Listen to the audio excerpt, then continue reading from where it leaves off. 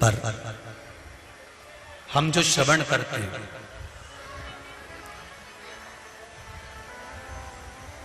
क्यों 21 दाने, क्यों 108 दाने, क्यों बेलपत्र 7, क्यों 11, क्यों 5, क्यों 4, क्यों 3, क्यों 2, क्यों 1? इसका महत्व क्या है? क्या महत्व?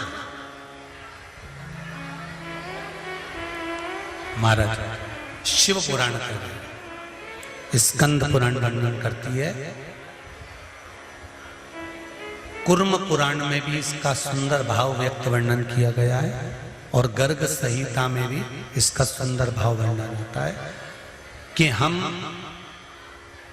कोई भी सामग्री की सवामणि करते हैं या राखोड़ी करते हैं या दीप की बत्तियां हम ज्यादा बनाने के बाद में एक बत्ती का निर्माण कर भगवान को समर्पित करते हैं।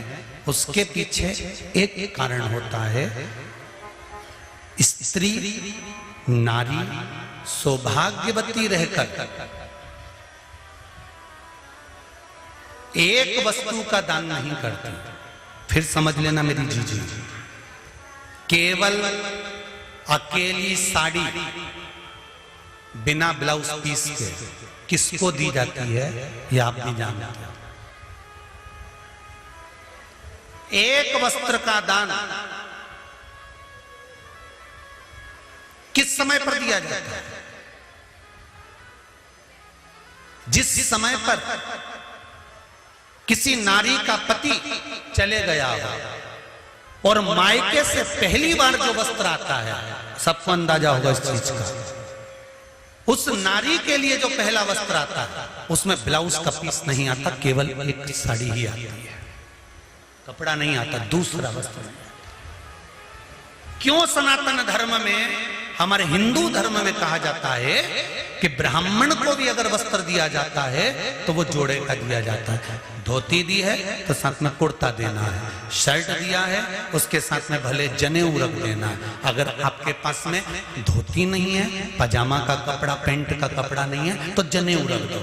जनेऊ नहीं हो तो हाथ में बांधने वाली वो मोली, नाड़ा, लच्छा वो बांध कर दे दो, वो रख दो। स्त्री को कोई वस्त्र दे रहे हो तो साड़ी के साथ में ब्लाउज लगा कर दो या कोई सौभाग्य की वस्तु रख दो। अकेला ब्लाउज पीस भी दे रहे हो तो उसके साथ टीकी का पत्ता रख दो, उसके साथ कोई वस्तु जोड़े से होना चाहिए, सिंगल वस्तु का दान नहीं दिया जाए।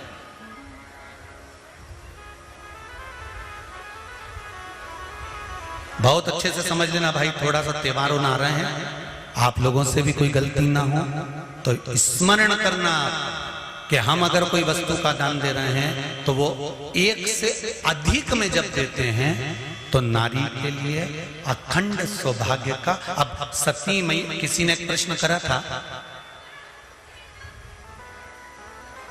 3-4 कथा निकल गई होगी उस समय पर, किसी का एक मोबाइल पर प्रश्न था, किस सती मैया ने कौन सा व्रत किया था जब सती जलकर भस्म हो गई थी तो शंकर भगवान ने उसको कंधे पर उठाया था और कंधे पर उठाकर सती मैया को लेकर भगवान शंकर ने तांडव किया था। सती ने ऐसा कौन सा पुण्य कर दिया था जो अपने पति के कंधे पर बॉडी पड़ी हुई है, लाश पड़ी हुई है, शव पड़ा हुआ है और सती मैया के शव को लेकर शंकर नाच रहे हैं, शिव तांडव कर रहे हैं।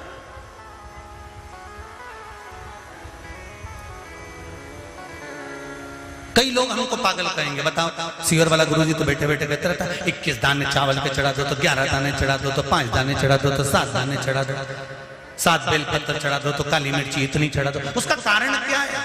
कभी एक एक पुराण को, एक एक शास्त्र को उठाकर तो देखो कि उसमें कितना कितना वर्णन लिखा हुआ है कि कितनी मात्रा में क्या चढ़ना चाहिए। आपने एक भगोना चाय रख दी, चाय के लिए इतना बड़ा भगोना, उसमें 50 लीटर दूध, 50 लीटर पानी और तुम चाय बना रही और पत्ती एक चम्मच डाल दी, चाय में स्वाद आएगा? नहीं। उसके अनुसार आपको चाय की पत्ती भी ज्यादा डालना पड़ेगी। जब दूध डाल ज्यादा है तो पत्ती उतनी डालो। अब तुमने जैसे किसी किसी किताब में लिखा रहता है 2 चम्मच बेकिंग पाउडर डालो, आधी चम्मच शक्कर डालो, फिर 1.5 चम्मच इलायची का पाउडर डालो, फिर आधी चम्मच ये डालो, फिर धीरे धीरे उसको धीमी धीमी आंच पे हिला। तो उसने नहीं तो डायरेक्ट लिख देता तुम्हारी मर्जी पड़े उतना कूड़े दो। काय को माता बच्ची करेगा मैं मतलब का कि 250 ग्राम डालो कि 2 ग्राम डालो कि 4 ग्राम डालो। हलवाई भी तुम्हारे यहाँ पर अगर कोई बड़ा फंक्शन है, तुम्हारे यहाँ पर अगर कोई शादी ब्याह है, तुम्हारे यहाँ पर कोई कार्यक्रम है, तो हलवाई भी लिख देता है तराजू बाट ला कर रखना।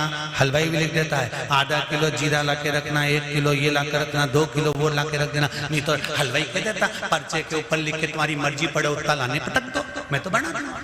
पर नहीं, इतना इतना तो चाहिए।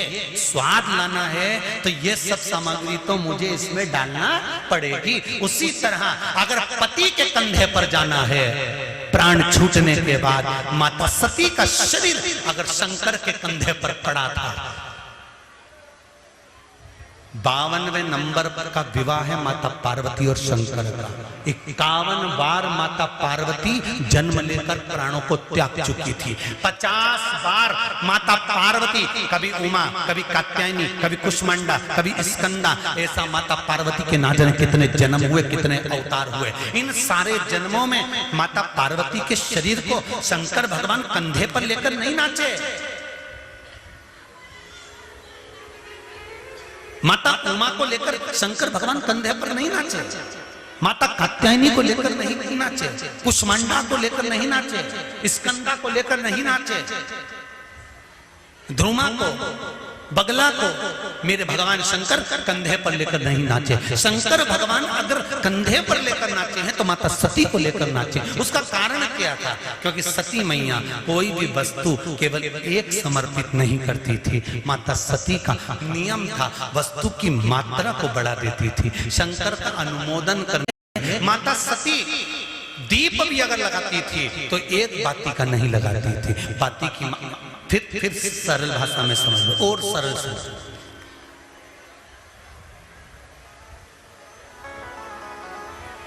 दूल्हा दरवाजे पर जब आता है, मटकी में जो दिया लगाया जाता है, सालियों लेके खड़ी होती है कन्याओं, वो मटकी में 1 बत्ती का दिया लगता है कि 4 बत्ती का लगता है? जम के बोले 4 बत्ती का लगता है ना। 4 बत्ती का दिया, क्योंकि हमारे यहाँ शुभ कार्य हो रहा है, 4 बत्ती का दीप लगाया। तुम्हारे यहाँ प्रतिदिन घर में आरती करते होगे तो जो घी के डब्बे में भींगी भींगाई बत्ती रखी रहने, उसको निकाल के धर देते। बोलो सही है कि गलत है? निकाल के धरी, माचिस से लगाई, तन मन धन सब कुछ तेरा, और आरती कर पुरा के, घंटी बजा के, भोग लगा के, शक्कर रख के, भगवान को प्रणाम करके चली जाती। अब तुम्हारे यहाँ सत्यनारायण भगवान की तुमने कथा करवाई तो जो घी की बत्ती लगी वो तो लगी, उसके अलावा एक दिए में कपूर अलग से लगाया। मतलब कितनी बाती हो गई? एक घी की हो गई, एक कपूर की आरती हो गई। जजमान लोग यहाँ आरती करते हैं, उसके बाद में कपूर को फिर जला देते हैं। उसका कारण क्या है? अधिकता में फल प्राप्त करना, अधिकता में फल देना।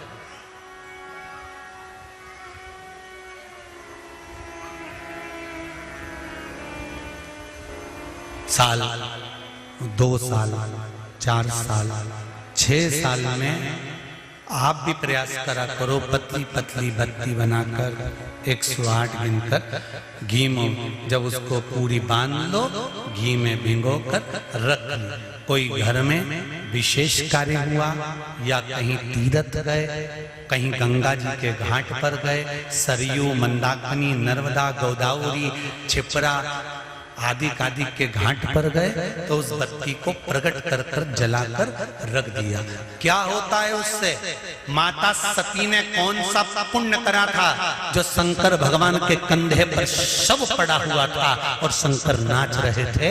वो सती का पुण्य था कि वो कभी एक सामग्री से शिव को प्रसन्न नहीं करती थी, बहुता में देकर शंकर को रिझाती थी। इसलिए शिव ने उसको अखंडता प्रदान की। शंकर भगवान ने अखंडता दी है उसको, अखंडता।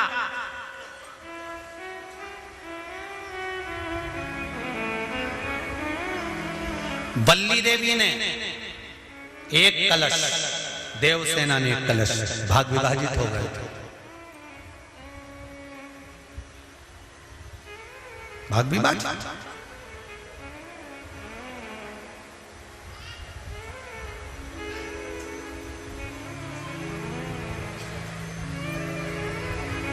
आधा भाग भगवान को चाहिए ही पूर्णता।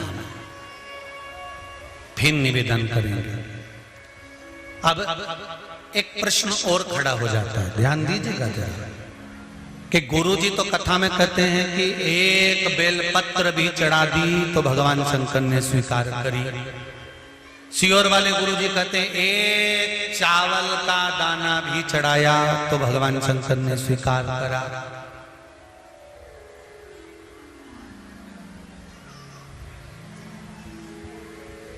इसका क्या भाव है? इसका क्या भाव? इसका क्या महत्व है? तो वो भी समझ लेना जरा अच्छे से, बहुत ध्यान से समझना जरा। बाती शंकर जी के मंदिर के बाहर लगाई है। कहां लगाई है? मंदिर के बाहर। कपड़े दान करे मंदिर के बाहर। पंडित जी जब मंत्र बोलते हैं तो कहते हैं एक बेलपत्रम, एक बेलपत्र मात्र, एक चावल का दाना। सियोर वाला महाराज भी कहता है कि एक चावल का दाना शंकर भगवान को समर्पित कर दो, एक बेलपत्र समर्पित कर दो, एक लोटा जल समर्पित कर दो, एक फूल की मात्र एक पंखड़ी भी चलाई तो भगवान शंकर इसको स्वीकार करेंगे। इसका महत्व क्या है? तो लिंग पुराण में लिखा है, जब शंकर भगवान पर, शिवलिंग पर कोई एक वस्तु भी समर्पित होती है तो वहां शंकर जी का नाम बदल जाता है और शिव जी का नाम लक्षेश्वर महादेव हो जाता है। कौन से महादेव हो जाते हैं? लक्षेश्वर। शंकर भगवान को जब एक चावल का दाना, एक वस्तु, एक सामग्री शिव को समर्पित करी जाती है, वहां शंकर लक्षेश्वर महादेव हो जाते हैं। लक्षेश्वर का मतलब क्या होता है कि एक बेलपत्र समर्पित करी तो शंकर भगवान ने उस बेलपत्र को 1,00,000 बार स्वीकार कर लिया। एक चावल के दाने को 1,00,000 बार स्वीकार कर लिया। शंकर भगवान लक्षेश्वर महादेव बन गए। लाखों की संख्या में शंकर भगवान के स्वरूप वहां पर प्रकट कर गए।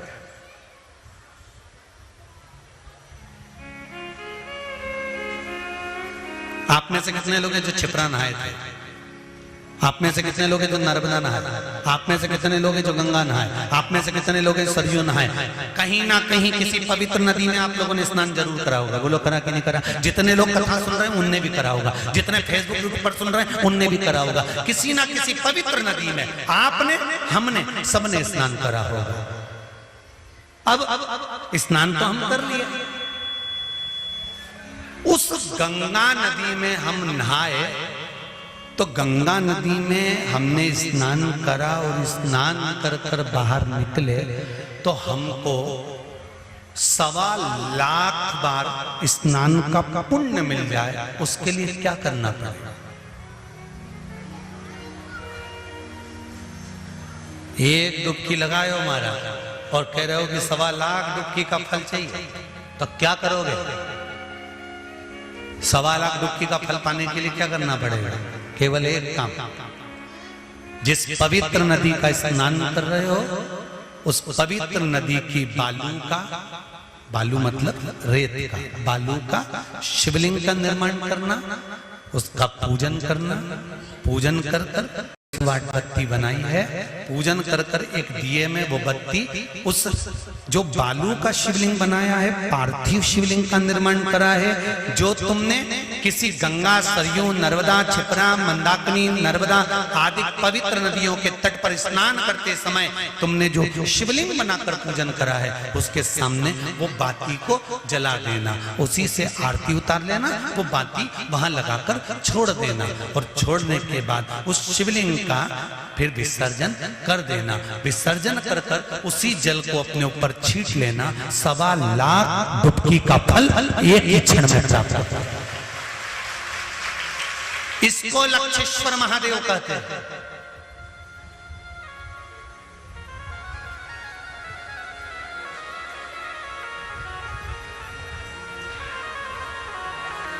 इसको लक्षेश्वर महादेव कहते हैं। महाराज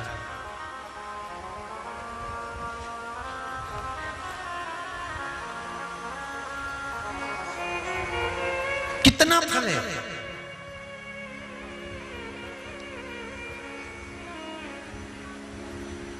एक चावल का दाना समर्पित करने का कितना फल है, एक बेलपत्र समर्पित करने का कितना फल है, एक पुष्प की एक पंखड़ी समर्पित करने का कितना फल है।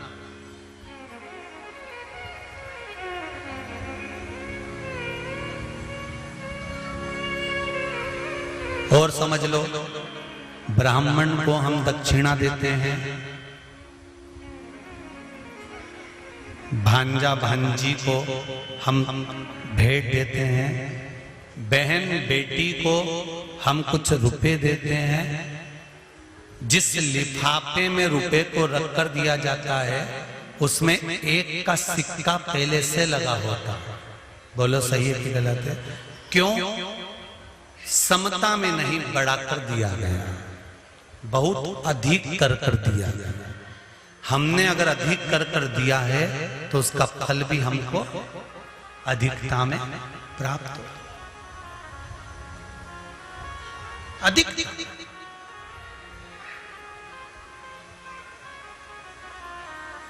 वो तो कहीं कहीं का होता है, जो सोच विचार में थोड़ी गड़बड़ी कर सकता है।